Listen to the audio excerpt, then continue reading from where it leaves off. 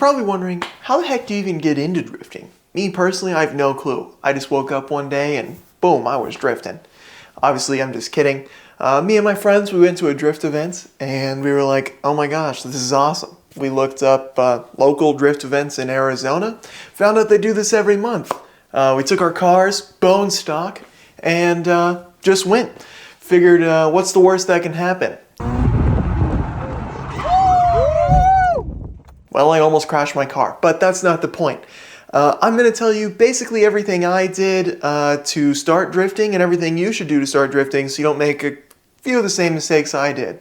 To start, I'll say that you don't need a ton of power. This 13B Renesis makes about 200 stock, and this one is dying, as you know. So it makes maybe 150, maybe 150 to the wheels, and I can absolutely whip this thing around. You don't need a ton of power to have fun. And you especially don't need to LS swap every single car you see. I mean, seriously, it's getting ridiculous with the amount of LS swaps that I'm seeing in drifting, so honestly, if we could just keep the original motors in our cars, we would all be happy out there. Especially, don't try something as crazy as engine swapping your car before you've even started drifting. I mean, seriously, only an insane person would do that. So anyways, enough of that. If you want to actually start drifting, I'd recommend just looking up, drift events in Arizona or whatever state you're in. Just going and watching, seeing what it's about, seeing if it's pro, grassroots, what kind of stuff they do. And then, read a little further into it, see what the tech requirements are, see if your car is actually eligible to drift there, like if you need a cage or if you need seats or harnesses or anything like that. Most grassroots events aren't going to require anything as long as your car doesn't leak, your battery's tied down, maybe you'll need a fire extinguisher, basic stuff like that. But most of those events you should be able to just hop right into. That's what Garrett and I did. We literally just hopped right into drifting and went from there. On the point of going to your first drift event, I would recommend just going out in your stock car and seeing if you actually like drifting. That way you don't waste a bunch of money on stuff and then turns out you don't even like drifting. While you're there, find people who have the same car as you and ask them what they've done to their car and what they think you should do to your car first.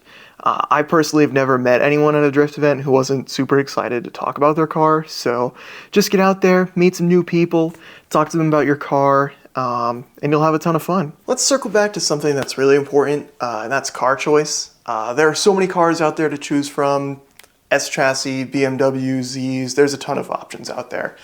When people ask me what car I think they should get a car that makes you happy. Now, if you sink 10 grand into an E36, Thomas, and it turns out you don't even really like the E36, which he does actually like the E36, then you aren't going to have any motivation to work on the car, and you'll lose interest in drifting, which is something you really don't want to happen.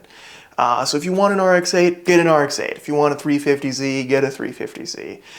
Don't end up with something you don't actually want just because it was a steal or your friend said it was the best drift car out there. So if there was a best drift car, then there's so many different cars in Formula Drift and the European Championships. Obviously, they would be using that one car, but there's a ton of cars in Formula Drift. So here's another little tip. I recently told a friend, look up all the problems with that car that you want, basically to a point that no sane person would want that car, and if you still want it, then clearly that's the car for you. And you might even learn something about that car that you didn't know, like that the nut that holds on the oil pump likes to back itself off and your engine could explode.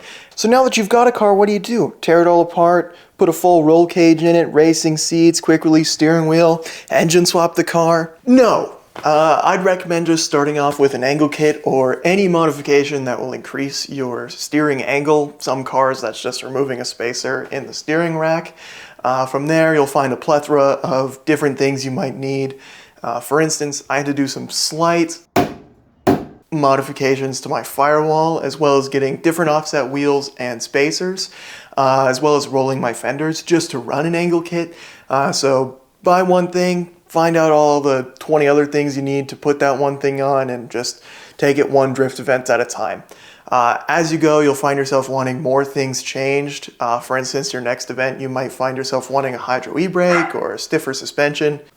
Do you mind not barking during all of my clips? Huh? Do you mind?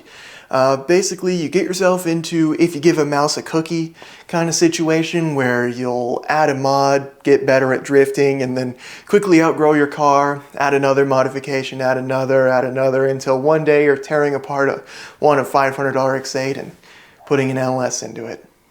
Help.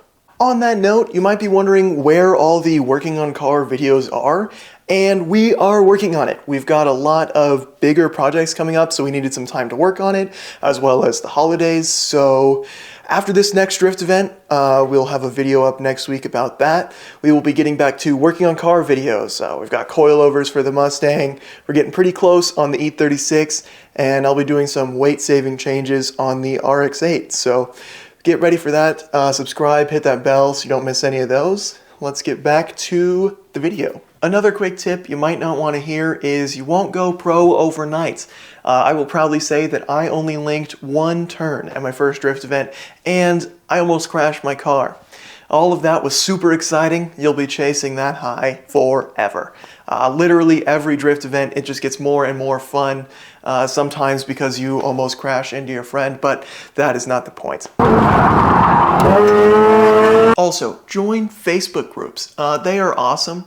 Especially since it's paired with Marketplace. There are so many wheels that you can buy on Facebook Marketplace. I mean, I have like 40 wheels, and that's not an exaggeration. Show a little picture right here. I'll put it right here. Good luck tracking that. Good luck. Good luck. Did I do it? Probably not. Anyways, join Facebook groups, talk to people. They'll likely know when all the local events are and give you advice on, drifting or what to do with your car. They might also have parts for your car, or if you want to get real crazy with it, join a drifting group specifically for your car. They're out there, I promise. They can sell all sorts of parts for your car for drifting. They might be a little further away, but they'll still give really good advice. So I would recommend joining that, or even a Discord server, which might have good advice on there for you as well. I'm not necessarily for drift missiles, but I'm not necessarily against them. My car isn't the best looking car out there, but it does at least look good going sideways, and I don't have a ton of money to make my car look nice. This is Plastidip. It was literally $600 to paint my whole car by myself, and that's including buying all of the equipment, all of the paper, all the stuff you have to put around the garage. So it was super cheap, especially since I can literally just spray over these tire marks or where the paint comes off, and boom, it looks just as good as it did on the first day, which isn't perfect, but it looks really good at 60 miles an hour from 100 feet away. Also, personally, I'm not too stingy about what my wheels look like. I've got some nicer ones up on the front, but that's because they're going a lot slower than the backs, and in pictures it looks really nice.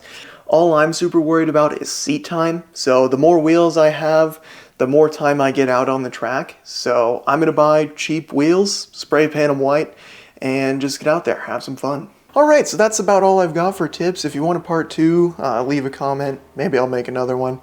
If you want to follow along for the LS swap and the RX-8s, a bunch of other stuff we're doing, go ahead and hit that subscribe button, hit the bell so you don't miss those videos. We post every single week. So yeah, have a wonderful rest of your day.